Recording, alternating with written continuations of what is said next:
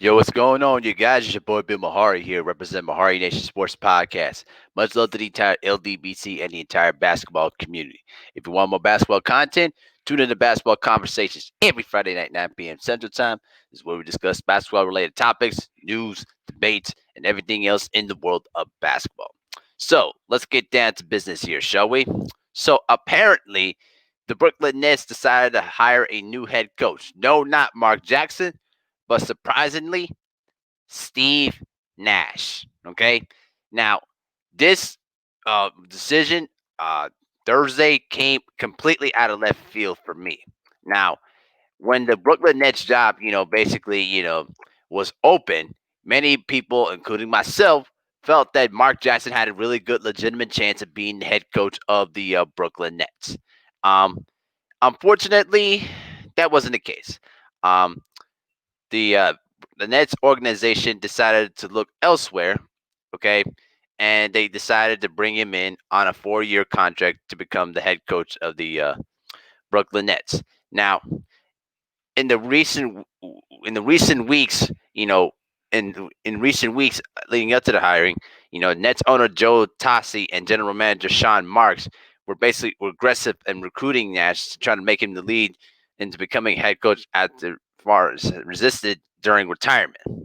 So, Nets basically kept Jock Vaughn as their lead assistant. Will keep him Jock Vaughn as their lead assistant coach. Okay, and apparently they were not interested in bringing anyone else at this particular point in time.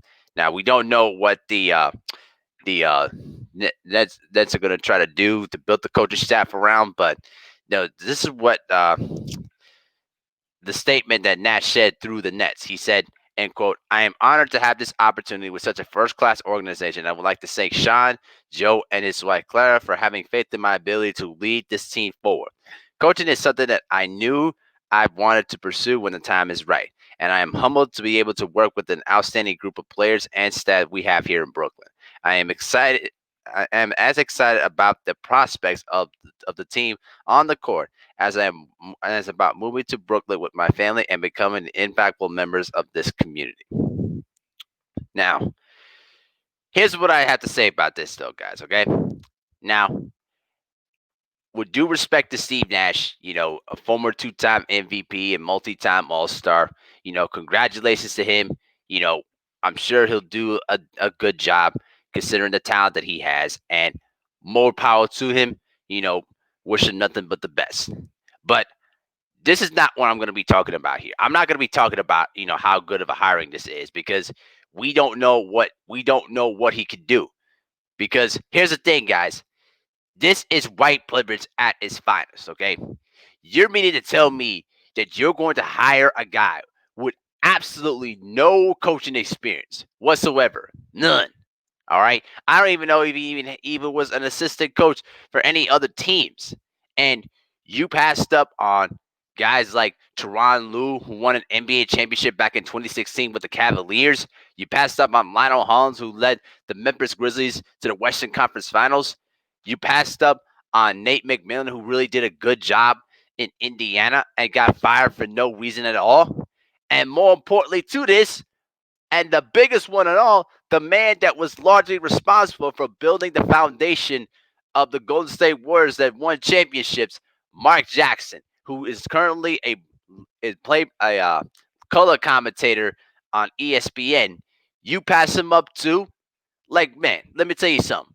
This is white privilege at its finest. You wonder why we feel the way we feel sometimes when we're trying to get into these big time jobs. All right, because we always feel that we always have to work twice as hard to get half of the respect, while somebody else who shows the complexion of the protection can get the job with absolutely no experience whatsoever. And you wonder why we feel the way we feel about a lot of different things here. Okay, this is this is beyond ridiculous. Now, it's not about Nash per se. This is not attracting Nash personally.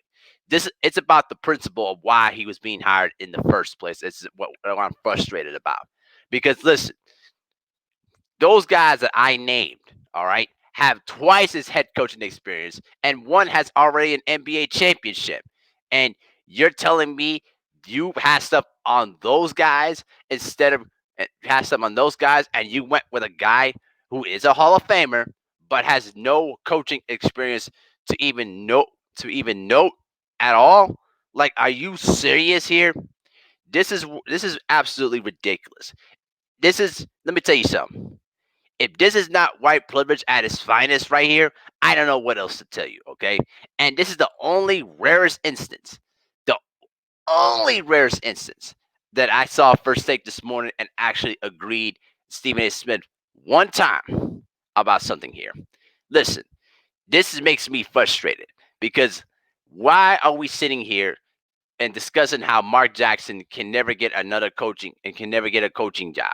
Sure, there were some mumbles about the way that about the way he let his religion be at the forefront, but that has nothing to do of what he was able to do during his time in Golden State. And you're telling me you didn't give him even an interview? You didn't even get him a look? You basically were going against a guy that going for a guy that had no, like I said, no coaching experience. And the last time that happened, Derek Fisher had no head coaching experience, and he got the job with the New York Knicks. Now, granted, the Knicks are a horrible franchise and have a horrible team, so though obviously that's a different situation. But the point is that you're bringing in a guy with basically no head coaching experience, and you pass up on all those other guys. All right, this really speaks to the huge problem that goes on in a lot of these professional jobs here. Okay, why do we always feel like we always have to work three times as hard, but we get no recognition, no respect for it? While one other person that's non-black can get a better opportunity. All right, it's beyond ridiculous. It's just beyond ridiculous, and I'm just frustrated about this. Now, for Steve Nash personally, for me, he's a really good guy, and I respect what he was able to do on the basketball court. But let's keep this in mind here, guys. Steve Nash won those two MVPs out of politics. All right, because if you really look at his stats when he won the MVP, his stats are not even close to warrant MVP status. While guys like Shaquille O'Neal and Kobe Bryant had way better stats than Nash, they end up getting passed for MVP. I mean, come on, you guys. It's not a coincidence here. All right. Listen, this is but Steve Nash better do his job and better lead into a championship. With the roster that they have right now, it's championship or bust. And if the Brooklyn Nets get out to a bad start, all right, if Steve Nash cannot find a way to make this roster work into a championship level team, then you know what? Sean Marks is gonna get ripped to shreds for this. All right, they better get off to a great start, and they better win a championship with the risk that they're taking. A guy with no head coaching experience. This is why I can't stand a lot of these executives who make these kind of decisions all the time. Like, you're going for a guy with no head coaching experience, and you're basically passing up on these guys who are proven that could take young teams to championship level, championship level caliber. I don't know, man. This is just continuously keeps angering me all the damn time. All right, and I cannot fathom to you how frustrated I am at the Brooklyn Nets for making this decision. All right, like I said, good luck to Steve Nash. I wish him nothing but the best for him.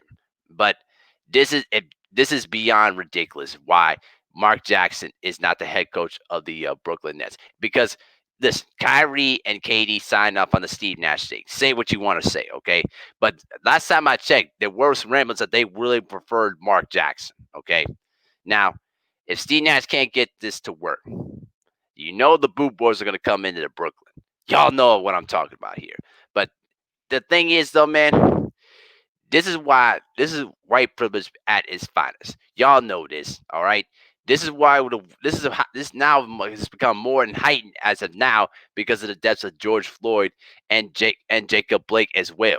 All right, now it's become much more heightened as of this particular point. I I don't know, man. It's just beyond ridiculous, and you wonder why a lot of us feel the way we feel when we're trying to, get professional jobs and to try to elevate ourselves, while we're always being held back all the time. And this is why we always have to go outside of our realm to find the best opportunities for ourselves when we have to basically work for it by ourselves without anyone else's approval.